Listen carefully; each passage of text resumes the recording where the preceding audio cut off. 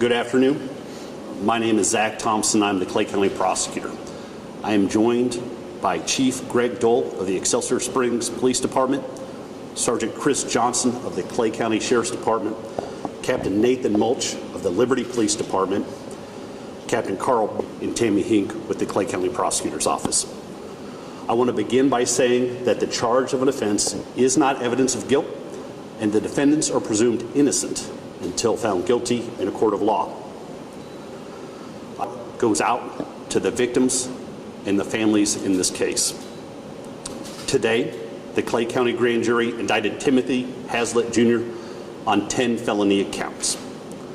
The defendant was previously charged with 9 felonies, including rape, sodomy, kidnapping, assault, and endangering the welfare of a child. Those charges remain the same. The new charge is for the murder of Jaynie Crosdale. Specifically, that between June 6, 2022 and October 7, 2022 in Clay County, Missouri, the defendant, after deliberation, knowingly caused the death of Jaynie Crosdale by an act of homicidal violence. Murder in the first degree is an A felony, and the range of punishment for that offense is either death or imprisonment for life without the eligibility of probation or parole. The court set the defendant's bond at $5 million. We became aware of the facts of this case beginning on October 7th, 2022, when the defendant's surviving victim was able to escape captivity from the defendant's basement. Since that day, the defendant has remained in custody. Investigators from over 16 law enforcement agencies have worked together pursuing over 100 leads and reviewing evidence. I commend their hard work on this case. During the investigation, over 100,000 photo and video files were recovered, and investigators have been spending countless hours reviewing them for relevant evidence. Today's indictment represents the next step in our pursuit of justice for the victims, the families, and our community. The physical, psychological, and sexual torture described by the defendant's surviving victim is brutal and barbaric. When crimes like this occur in our community, it can be devastating.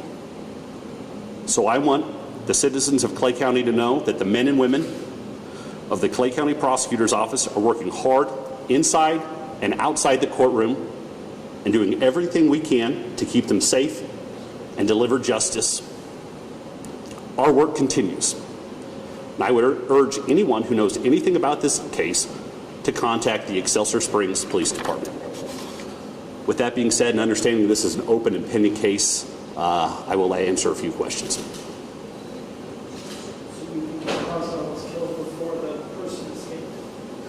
Correct.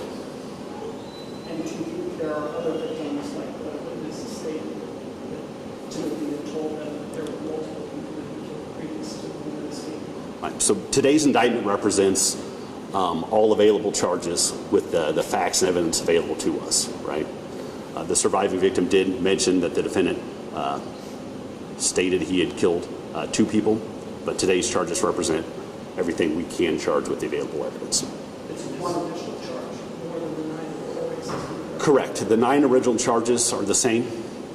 The only additional charge is the charge of murder in the first degree. How do you believe that Timothy Haslett came to know Jaynie Crosdale? Well, the evidence is that Jaynie Crosdale had previously been arrested for commercial sex work, and that is how they came in contact with each other.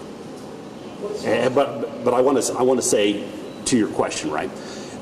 In Clay County, regardless of who you are, how much money you have, what the color of your skin is, everyone is entitled to equal protection under the law. What stands out most egregious about this case?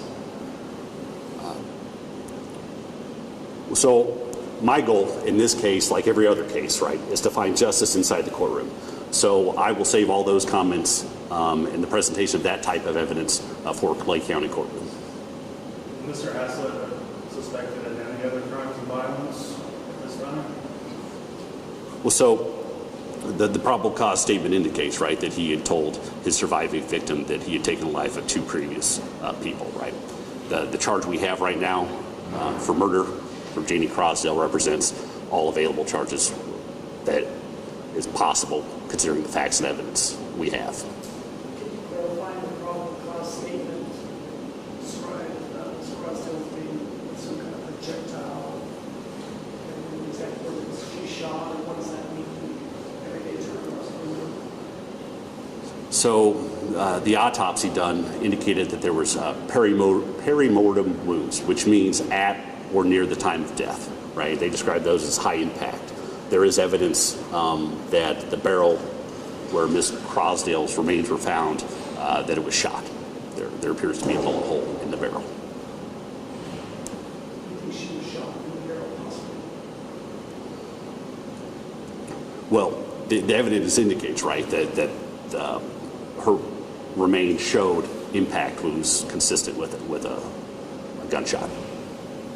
Does this new charge move folks into the step of justice? I mean, what should citizens do? This really should have the community, lots of communities have done this case.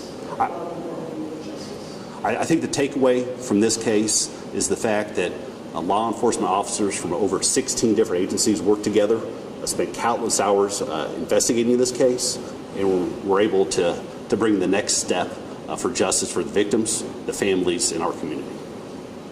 When is the next date for trial or barrel? So the court would have set a date. I can get that information to you for the next court date.